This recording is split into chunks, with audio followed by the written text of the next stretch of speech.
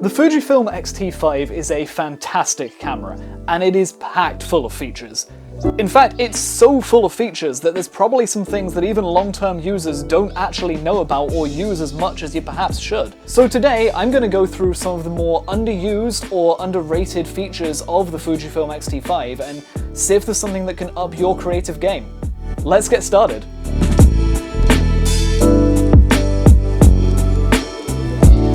First up is the digital teleconverter. Now, this feature is a game changer for travel photography, street photography, or anything else where you want to keep a light kit.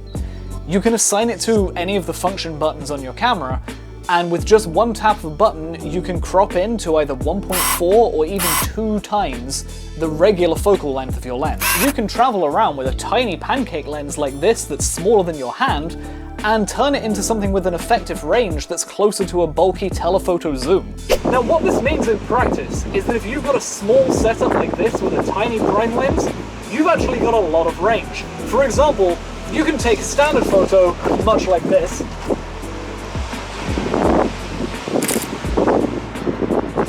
and then from the same spot, and without moving your feet at all, you can get a photo which is way closer in, just by hitting the digital color converter a couple of times. That's on 2x mode now, and that ends up looking more like this. And where this gets really silly is if you do have a big telephoto lens, which through the magic of editing, we now do. Now this lens normally goes to 230mm, which by itself is pretty good, but with the digital teleconverter we can push that even further, and actually the results you can get from that are genuinely ridiculous. It's almost like having a telescope. Let me show you.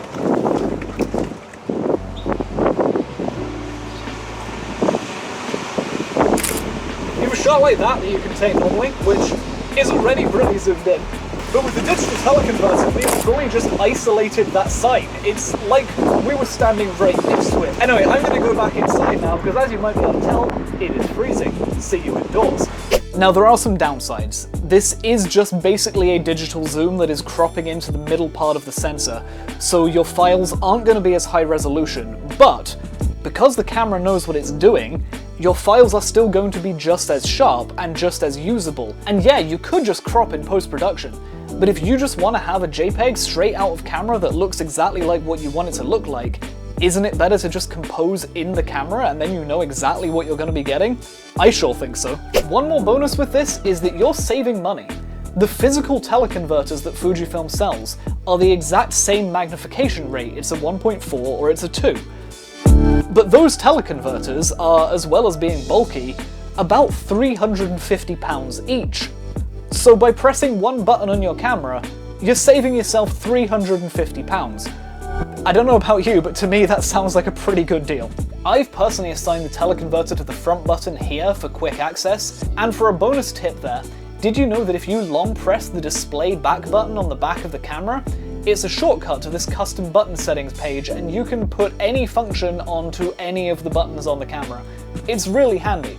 And while we're talking about cool buttons that you should press, I think you should press the like button and the subscribe button. I'd really appreciate it. I know that was cheesy, but it really does help. Underrated feature number 2 is in-camera multiple exposures. Now this has been hidden really deep in the menus for some reason, but just like with the last one, you can assign that to any custom function button that you want, including one of the buttons on the D-pad, which is where I have it set. Now when you're using this, you get 4 distinct modes. You've got additive, average, bright, and dark. Additive does a straight up overlay of the images, so if you have a bright spot mixed with a bright spot, you're just going to get blown out highlights.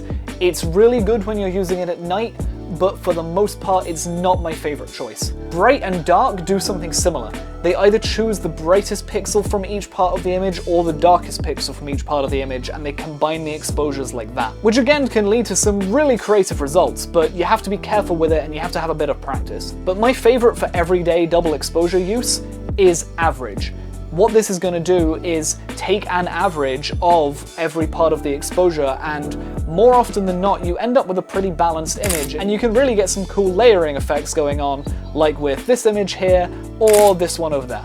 This is one of those features where you can be really creative, and it's really worth taking the time to learn how each one of those modes works, so that when you go out and want to make some double exposures, you know exactly where you're going to be looking in the camera. And the best part of this You do it all in the camera, there's no Photoshop required, and you get an overlay of your previous exposures when you're making the next one. You can stack up to 9 images into one composite, so feel free to go wild with it. I really love artwork like this, and there's a lot of really talented photographers who I really respect that are great at this. Personally, it's something I'd love to get better at, but let me know what you think. Our third and final hidden gem is the built-in RAW editor.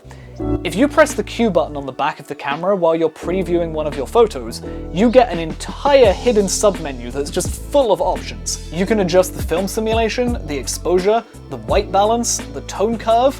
You can even add clarity or some grain effects.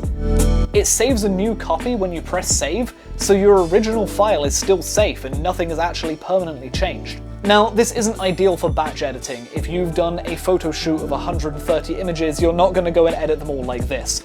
But if there's one shot that you've got and you're like, oh, I wish I'd taken that in black and white, or anything like that, this can be a really good way to do it and then still have the photo available on the camera for easy sharing. So there we have it, 3 hidden features in the Fujifilm X-T5 that can seriously up your photography game. I hope that you've learned something today. If you have, let me know in the comments. If you haven't, maybe send the video to a friend, it might be useful for them. I will say as well, a lot of these features are available on other Fujifilm cameras. Some of them don't work quite as well on the older bodies, but most of them have at least an approximation of what's there. So if you've got maybe an X-T2 or an X-T30, something like that, then give it a go, you might still be pleasantly surprised. Anyway, thank you so much for watching. Remember to hit that subscribe button, there is plenty more videos coming down the pipeline. And until that point, have a great day, peace out.